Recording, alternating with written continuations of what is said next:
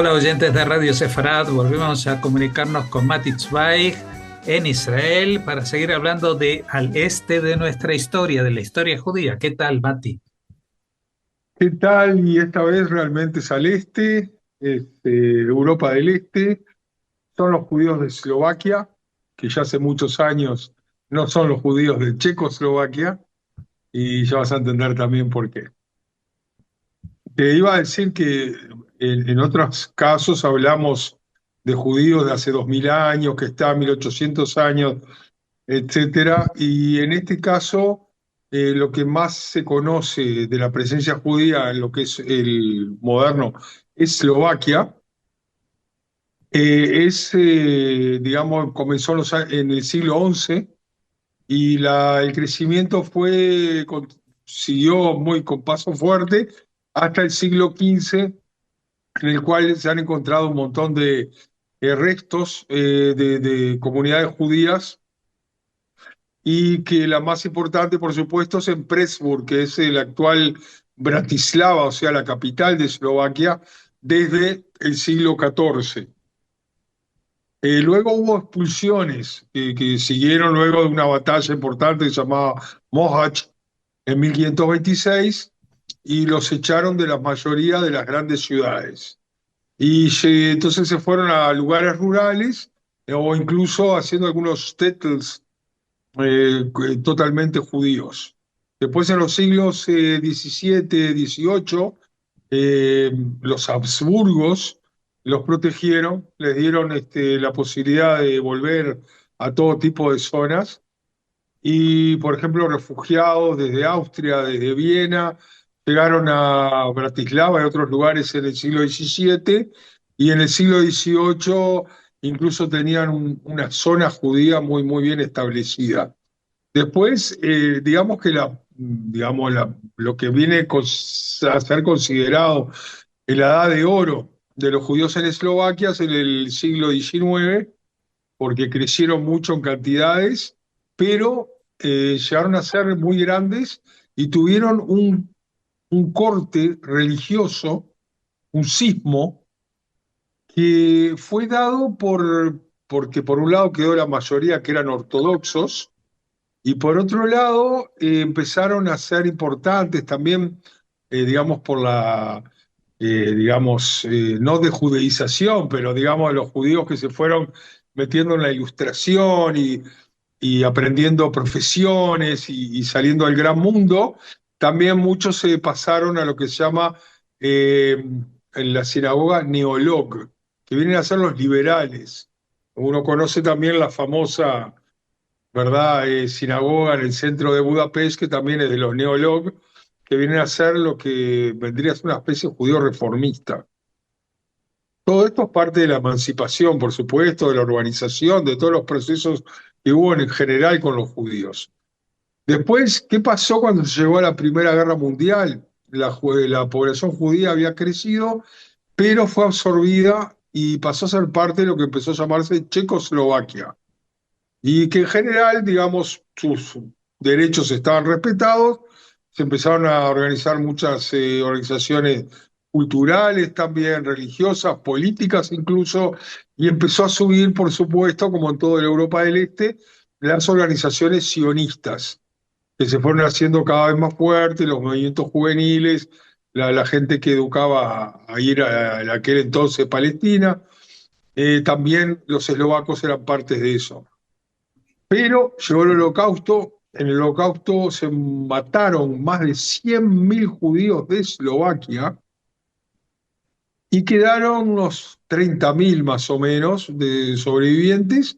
La mayoría emigró a Israel entre el 45 y el 49 y mucha gente era activista principalmente dos movimientos juveniles, que eran la Shomer Hatzair por un lado de izquierda y por otro lado el Bnei Akiva, el religioso, y se fueron para Israel y otros que se fueron para Estados Unidos porque comenzó Eslovaquia a ser un país comunista en la esfera soviética y también se querían escapar.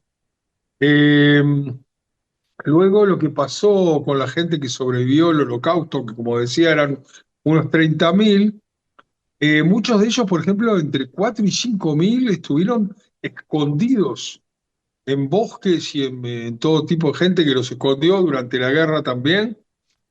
Eh, y es algo que, por ejemplo, en lugares como Nitra, como Duñasca Streda, que eran ciudades importantes, ahí también hubo partisanos, hubo gente que se opuso y gente que pasó a ser parte de la resistencia.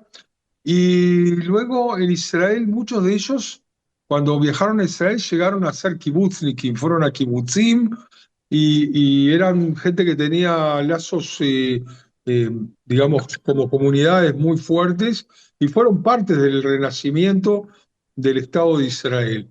Si voy a dar un par de ejemplos, por ejemplo, de ciudades importantes en las cuales había judíos, está la famosa ciudad, viene a ser de noreste, casi en la frontera con Hungría, la ciudad de Košice, que se entrelaza también con siglos de dominio húngaro y llegó a ser una comunidad muy importante con unas sinagogas, varias sinagogas grandes y hermosas en la década del 20. Y por supuesto que la mayoría fueron también asesinados o deportados en forma masiva a otros lugares en la Segunda Guerra. Eh, Ahora, toda esa zona y muchos de los judíos de Eslovaquia tenían formación húngara, cultura, idioma y todo, pero eran los que estaban de los húngaros, digamos, dentro de lo que venía a ser Eslovaquia y los conocían como los Overlander. Y ellos realmente tenían una vida judía súper desarrollada, como la famosa eh, sinagoga de la calle Puskínova, escuelas. eh, Luego, por supuesto, que hubo la deportación de esa ciudad de 13.500 judíos, la mayoría fueron asesinados.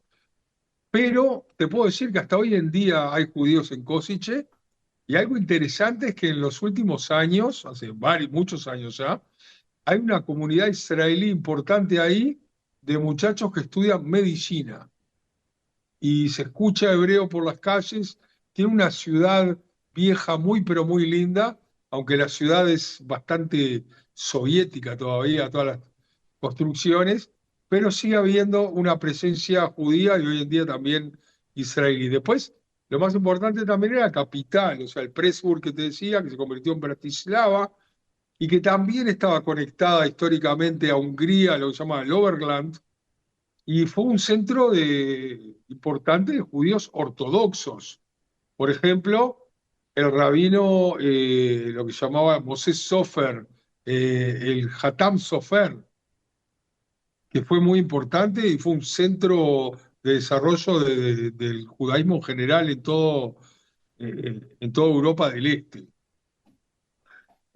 Por supuesto, cuando comenzaron todas las leyes antijudías de los años, fines de los años 20, comienzo del 30, luego el Holocausto, la mayoría fueron deportados o fueron convertidos en lo que se llamaban Arbeitsgruppen, los grupos de trabajo, que por un lado tenían que ir a trabajar y hacer como que trabajaban para los nazis, por otro lado eran grupos también para salvar judíos.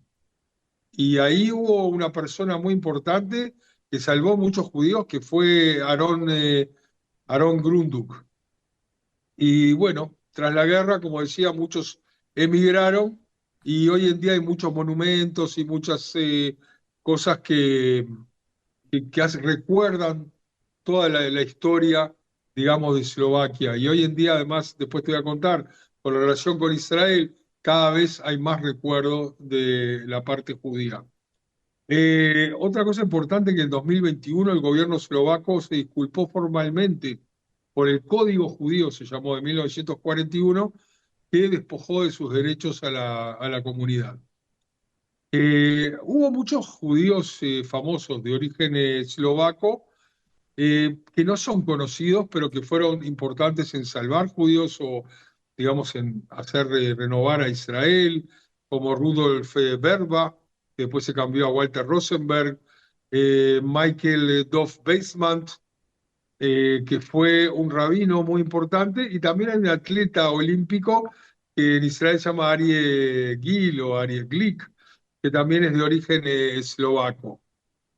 Eh, este rabino que te decía Weizmann, por ejemplo, él era de la zona de Ternava, de Nitra, y hizo muchísimos esfuerzos para poder salvar a judíos en la época del Holocausto y que luego se fueron hacia Estados Unidos y hacia Israel.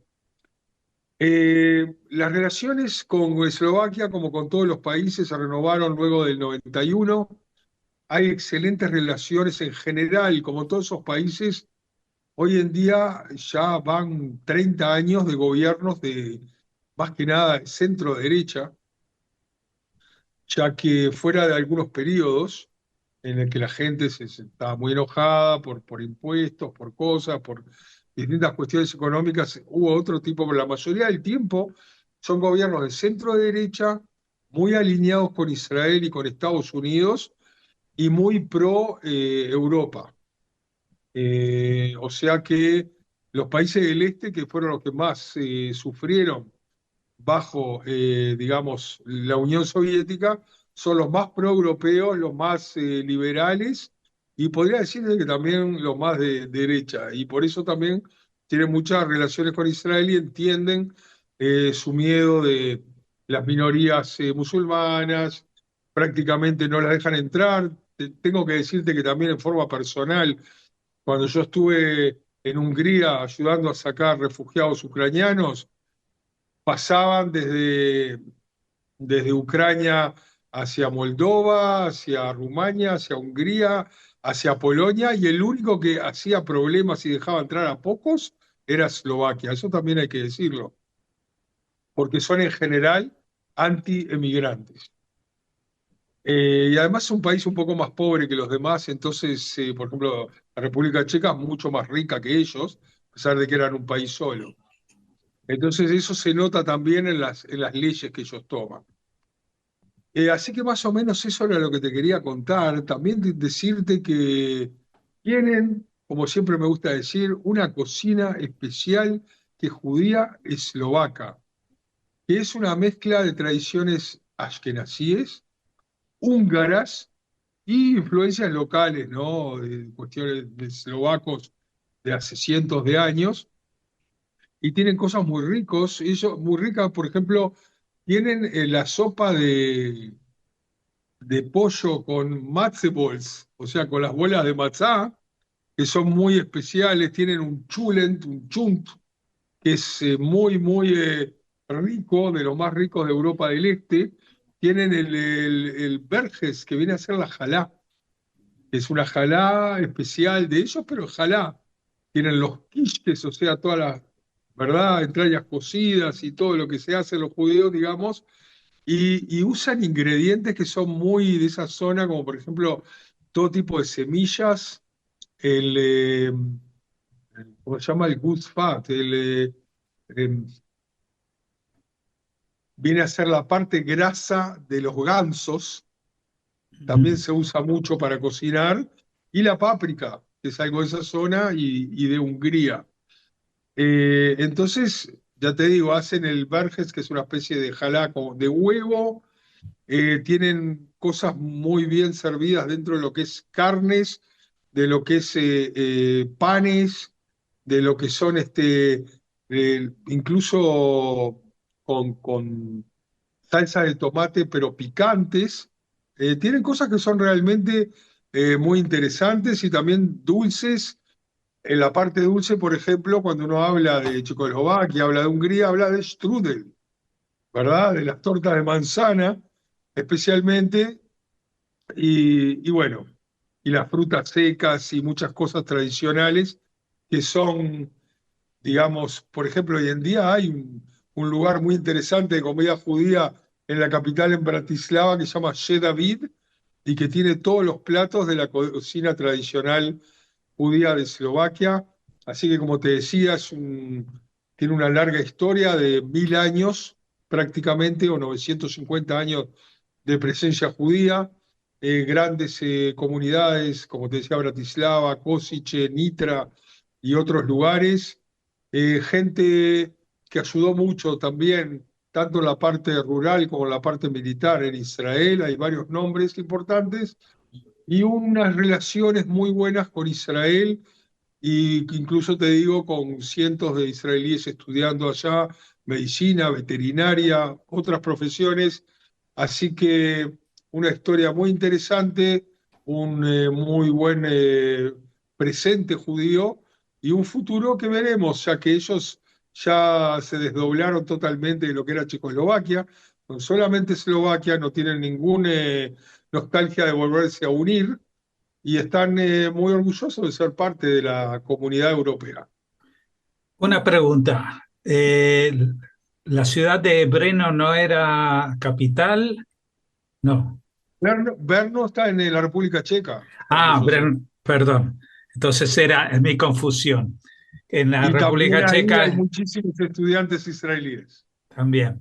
Bueno, pues muchas gracias por ilustrarnos sobre este país que generalmente lo teníamos asociado con Chequia, ¿no? Checoslovaquia durante todo el siglo XX casi, y eso lleva a Eso es lo confusiones. interesante. Ellos siempre tuvieron más relación, tal vez no los no judíos, en el cual está más mezclado. Porque había pueblos ahí que eran parte, como los pueblos de la República Checa y en esa zona, pero más que nada estaban influenciados siempre por la cultura del Imperio Austrohúngaro y más que nada de Hungría. Ujú. Entonces uno dice, ¿y por qué entonces estaban junto a la Checoslovaquia? Bueno, esas cosas que se fueron dando después de las guerras, de unir por la fuerza territorios, que luego con los años se volvieron a, ¿verdad?, a A escindir separarse. y a separarse y a desarrollar su propio nacionalismo, que hoy en día incluye a los eslovacos no judíos y a los eslovacos judíos.